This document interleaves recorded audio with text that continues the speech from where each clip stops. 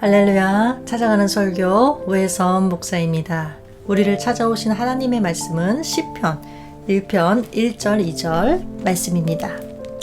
복 있는 사람은 악인들의 꾀를 따르지 아니하며 죄인들의 길에 서지 아니하며 오만한 자들의 자리에 앉지 아니하고 오직 여호와의 율법을 즐거워하여 그의 율법을 주야로 묵상하는도다. 아멘. 하나님의 말씀이었습니다. 시편은 복 있는 사람에 대해 말하는 것으로 시작합니다. 복은 모든 사람들이 받기를 원하는 거죠. 우리나라 사람들은 어느 정도였느냐? 과거에 복이란 한자를 숟가락이나 밥그릇, 벽지, 방석 등등 눈에 띄는 모든 것에 새겨놓을 정도였어요. 그러면 복이란 과연 무엇일까? 우리가 보통 복이라고 할 때에는 대부분 육체와 관련된 것들이 많아요. 그런데 여러분, 사람은 육과 함께 영으로 구성된 존재입니다.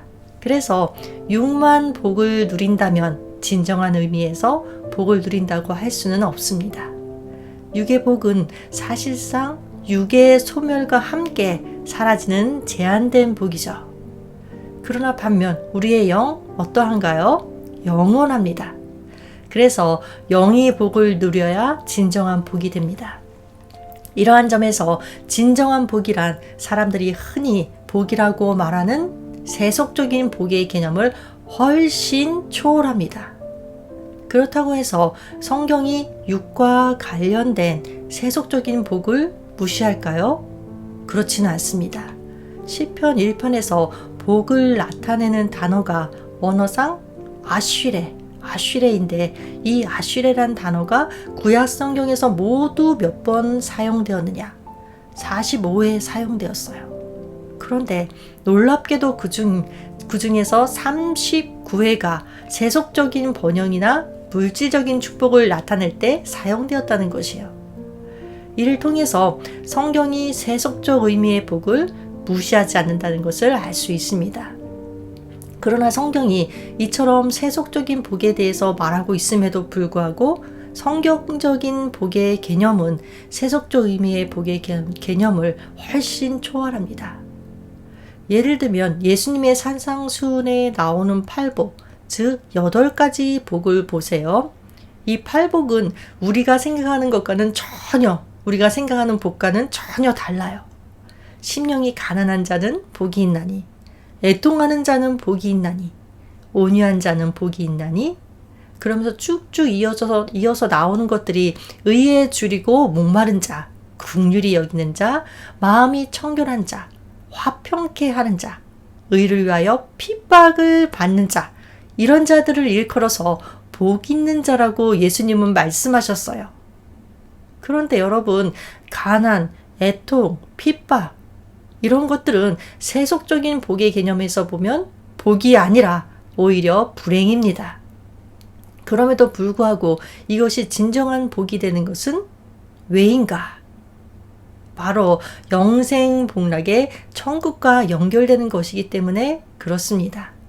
말하자면 세속적인 의미의 복은 매우 제한된 의미의 복입니다. 이에 비해서 성경적 의미에 있어서의 복은 영원한 복이에요. 장차 육과 영이 함께 누릴 복입니다. 성경은 이를 위해 때로는 세속적인 그 복을 포기하라고 요구할 때도 있어요. 성경의 대표적인 예를 들면 이런 거예요. 예수님께서 제자들을 향해서 말씀하셨죠?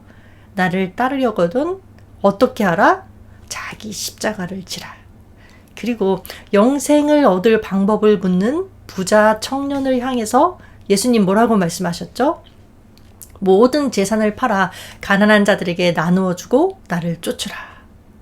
이러한 성경의 예를 볼 때 복에 대한 개념을 새롭게 정립해야 할 필요가 있습니다. 여러분, 만약에 세속적 의미의 복을 누리기 위해서 예수 믿고 교회에 나온다면 우상에게 절하는 종교를 가진 사람들과 다를 것이 하나도 없습니다. 단지 믿는 대상이 다를 뿐이겠죠. 기독교에서 말하는 진정한 복은 영적이고 궁극적인 복입니다. 우리가 하나님의 축복으로 세속적인 복을 누리는 것은 좋은 일이지만 때로는 진정한 복을 위해서 세속적인 복을 포기하고 고난도 기꺼이 감수할 줄 알아야 합니다. 모세 보세요. 모세는 애굽의 궁전을 버리고 주의 백성과 함께 고난받기를 자처했습니다.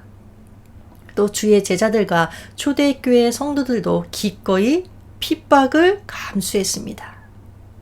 자, 그러면 오늘 시편에서 말하고 있는 복 있는 사람이란 어떤 사람인가? 복 있는 사람의 특징 첫 번째, 악한 부류의 사람들과 어울리지 않습니다. 자, 1절 볼까요? 복 있는 사람은 악인들의 꾀를 따르지 아니하며 죄인의 길에 서지 아니하며 오만한 자들의 자리에 앉지 아니하고. 복 있는 사람이 되려면 무엇보다도 사람을 가려서 교제해야 합니다. 우리 인간 사회적 존재이죠. 그래서 필연적으로 다른 사람들과 어울려서 살아갈 수밖에 없어요. 그리고 어울리는 사람들끼리 영향을 주고 받게 되어 있습니다. 그런데 만일 악한 사람들과 늘 어울린다. 필연적으로 악한 사람이 됩니다. 1절을 보면 세 종류의 악인이 나오는데 악인, 죄인, 그리고 오만한 자 이렇게 세 부류가 나와요. 근데 여기에서 먼저 첫 번째의 악인은 하나님을 거역하는 사람을 말합니다. 성경에서 말하는 악인이란 특정한 악을 행한 사람, 사악한 사람을 말하기도 하지만 근본적으로는 하나님을 거절하고 하나님을 거역하는 자를 말합니다. 어떤 특정한 악을 행하지도 않았고 또 나름대로 사람들이 인정하는 선을 행했다 할지라도 하나님을 거절하고 거역한다면 악이 됩니다. 왜일까요? 하나님께서는 절대자로서 선의 절대적인 표준이시기 때문에 그렇습니다. 하나님을 섬기지 않는 불신자들을 우리가 악인이라고 부르는 것은 바로 이러한 이유 때문입니다. 예를 들어서 100m 달리기 선수가 있다고 해보세요. 그가 아무리 빨리 달린다고 해도 만약 자기 트랙에서 벗어나서 달리면 어떻게 되죠? 실격을 당합니다. 규칙에서 벗어났기 때문입니다. 마찬가지로 선의 절대 기준이 되시는 하나님을 거절하면 아무리 선한 일을 많이 한다 할지라도 악인일 수밖에 없다는 것입니다. 그러면 죄인 어떤 사람을 말하는가? 악인이 사악한 사람을 좀 막연하게 지칭하는 것이라면 죄인은 고의성과 의도성이 두드러진 악인을 말합니다. 적극적으로, 구체적으로 악을 행한다는 거죠. 그리고 끝으로 오만한 자. 오만한 자는 하나님을 멸시하는 자입니다. 하나님과 하나님의 말씀을 모독하는 거예요. 이렇게 볼 때 세 종류의 악인들, 그러니까 악인, 죄인, 오만한 자. 보면 점점 그 죄질이 악해져가는 점증성이 보입니다. 자, 이것은 악인의 꾀를 따르다 보면, 즉 악인의 꾀를 따른다는 것은 악인의 충고를 받아들이는 거예요. 악인의 충고를 받아들이다 보면 어떻게 되느냐? 결국 죄인의 길에 서게 되기 때문입니다. 여기서 길이란 가치관이나 생활 양식을 뜻하고 선다. 이렇게 선다는 것은 적극적으로 참여하는 것을 말합니다. 따라서 죄인의 길에 선다. 죄인들의 가치관과 생활 양식을 자기의 것으로 받아들여서 그들과 하나가 되는 것입니다. 그리고 죄인의 길에 서게 되면 그 다음은 어떻게 되느냐? 오만한 자들의 자리에 앉게 됩니다. 여기서 자리는 확고부동한 위치를 말하죠. 따라서 오만한 자들의 자리에 앉는다. 악을 꾀하고 주도적으로 이끌어가는 위치에 있게 된다는 것입니다. 결국 이러한 사실은 악이 점증성을 지니고 있다는 것을 보여줍니다. 그렇습니다. 악이란 자라가는 특성이 있어요. 악인이라고 해서 처음부터 극악무도한 그런 자였던 것이 아니에요. 그래서 사도 바울 데살로가니가 전서 5장 22절에서 뭐라고 말하죠? 악은 모든 모양이라도 버리라. 우리 속담에도 바늘도둑이 소도둑된다 라는 말이 있습니다. 악이란 아예 처음부터 경계해야 한다는 것을 교훈하는 것입니다. 악은 마치 마약과 같이 중독성이 있어서 한번 발을 들여놓으면 도무지 끊기가 어렵습니다. 여러분, 악의 이러한 특성을 잘 아시고 악은 아예 처음부터 쳐다보지도 말고 경계하시기 바랍니다. 6절을 보면 악인의 길은 망하는 길이라고 말씀하고 있어요. 여러분, 우리 속담에 친구 따라 강남 간다 라는 말이 있죠?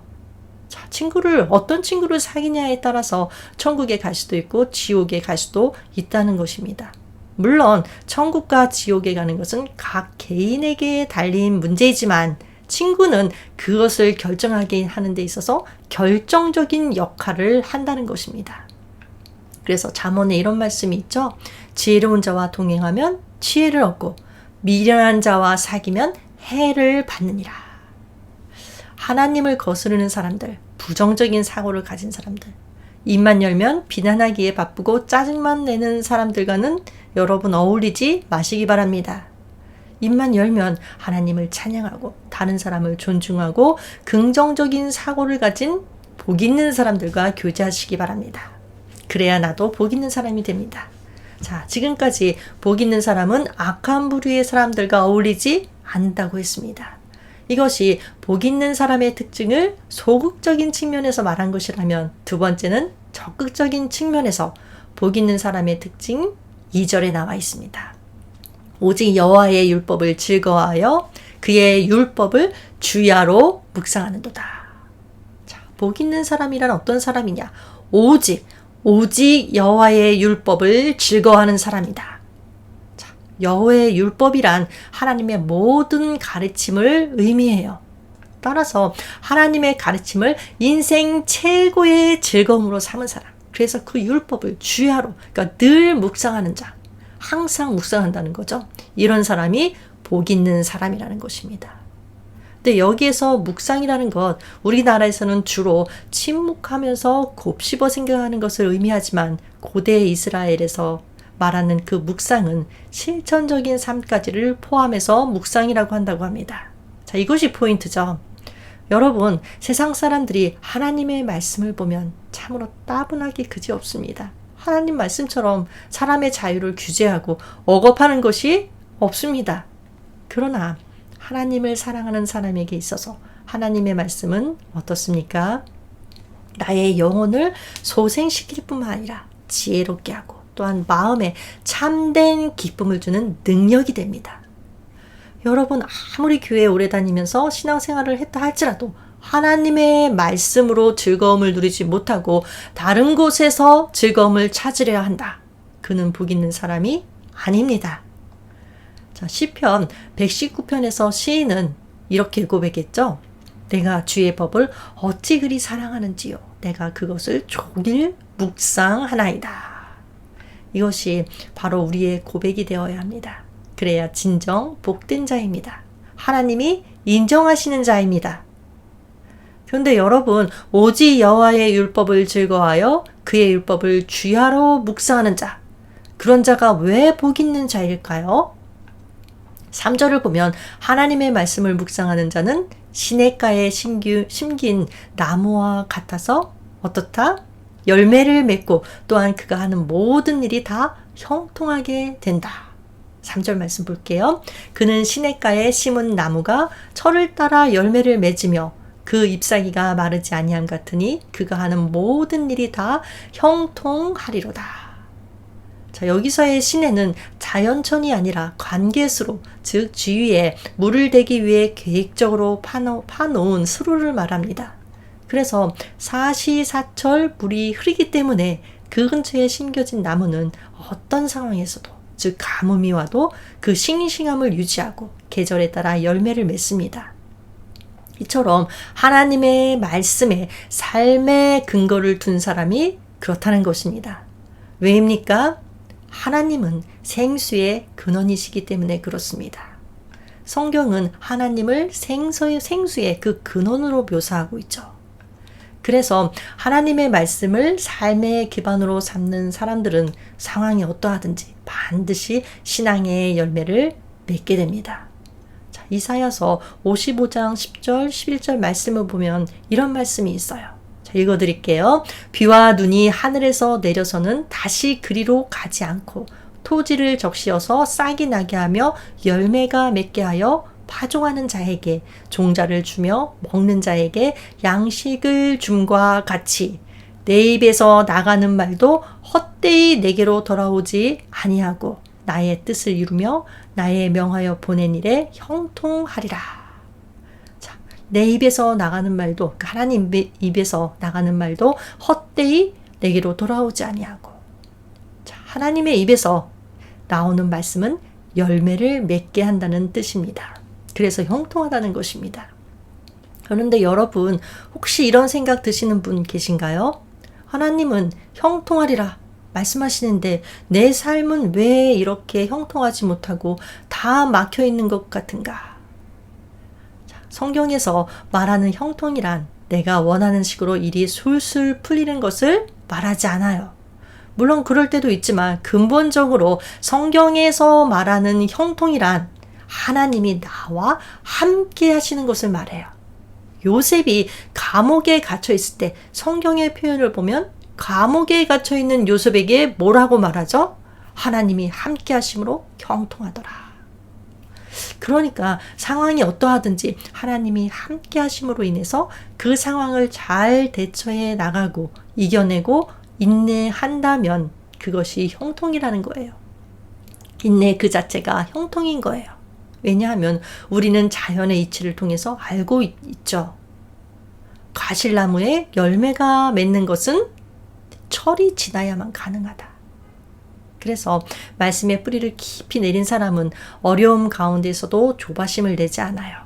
현재의 상황은 어렵지만 그러나 창조주 하나님이 정해준 철, 즉 때가 되면 열매를 맺는다는 그 확신이 있기 때문에 현실적인 어려움을 극복할 수 있는 힘이 생깁니다. 그런데 여러분, 열매하면 무엇이 떠오르시나요? 우리는 열매, 그러면 뭔가 눈에 보이는 것, 현세적인 것을 떠올리지만 정말 열매가 그런 걸까요? 그런 것일까요? 우리가 마땅히 맺어야 할 열매, 갈라디아서 5장 22절, 23절에 나와 있어요. 성령의 9가지 열매라고 하면서 나와 있죠? 사랑, 희락, 화평, 오래 참음, 자비, 양성, 충성, 온유, 절제. 자, 이 9가지 열매를 하나씩 살펴보면 그 내용이 한결같이 사람의 됨됨이, 곧 인격과 성품에 관한 내용이에요. 결국 열매를 맺는다는 것은 무엇이냐? 예수 그리스도의 인격을 담는 것을 말합니다. 그렇다면 여러분, 과연 여러분에게는 그러한 열매가 있습니까? 있다면 진정한 성도입니다. 복 있는 사람이 맞습니다. 왜일까요? 6절, 대저 의인의 길은 여호와께서 인정하시나 악인의 길은 망하리로다. 여호와께서 인정하신다. 자, 이것은 하나님의 인도와 보호를 받다가 궁극적으로는 구원에 이른다는 뜻입니다. 그렇죠. 예수 그리스도를 닮은 성품으로 변해야 천국에 들어갈 수 있습니다. 이것이 성령의 열매이니까. 그런데 사실상 우리가 현실적으로 보면 복 있는 사람과 복 없는 사람이 잘 구분이 되지 않을 때가 많습니다. 의인이 고난을 당하고 되려 악인이 번성한다거나 형통한 일이 얼마든지 많이 있기 때문에 그래요. 그래서 세상에는 의인이 복 없는 사람처럼 보이기도 하고 악인이 복 있는 사람처럼 보이기도 합니다. 때문에 많은 신앙인들이 현실의 그 부조리한 면을 보고 신앙적 회의에 빠지기도 합니다. 그러나 여러분, 누가 과연 복 있는 사람인지 혹은 복 없는 사람인지 반드시 드러나게 되는 시점이 있어요. 언제일까요? 바로 하나님의 최종적인 심판 때입니다. 4절과 5절입니다. 악인은 그렇지 않으며 오직 바람에 나는 겨와 같도다. 그러므로 악인이 심판을 견디지 못하며 죄인이 의인의 회중에 들지 못하리로다. 바람에 나는 겨는 타작 마당에서 알곡과 겨를 구분하기 위해 키즈라는 것을 염두에 둔 표현입니다. 키즈를 하기까지는 알곡과 겨가 구분되지 않아요. 그러나 키즈를 하면 알곡은 그 자리에 떨어지고 겨는 바람에 날아가 버립니다. 그래서 알곡과 겨는 자연스럽게 구분되고 농부는 알곡만 거두어서 곡간에 들이고 겨는 모아서 불에 태웁니다. 이렇듯이 의인과 악인도 하나님의 그 심판대가 이르면 구분이 되고 각자의 처소로 들어가게 됩니다. 신앙의 열매가 있는 자, 즉 예수님의 인격을 닮은 자가 천국으로 들어가게 된다는 것입니다. 여러분은 지금 당장의 처지가 악인보다 못돼 보인다고 해서 실망하지 마시기 바랍니다. 악인들의 번성을 부러워하면서 악인의 꾀를 따르지 마시기 바랍니다. 오직 여호와의 율법을 즐거워하여 그의 율법을 주야로 묵상하는 자, 그래서 열매 맺으시는 여러분이 되시기를 바랍니다. 이런 자가 복 있는 자입니다. 우리 모두 복 있는 자가 되기를 주 안에서 소망하면서 기도하겠습니다. 하나님 아버지, 복 있는 자는 오직 여호와의 율법을 즐거워하여 그의 율법을 주야로 묵상하는 자라고 하셨습니다. 늘 갈급한 심령으로 말씀을 사모하게 하시고 또한 말씀을 사랑하는 축복을 허락하여 주시옵소서. 예수님의 이름으로 기도합니다. 아멘.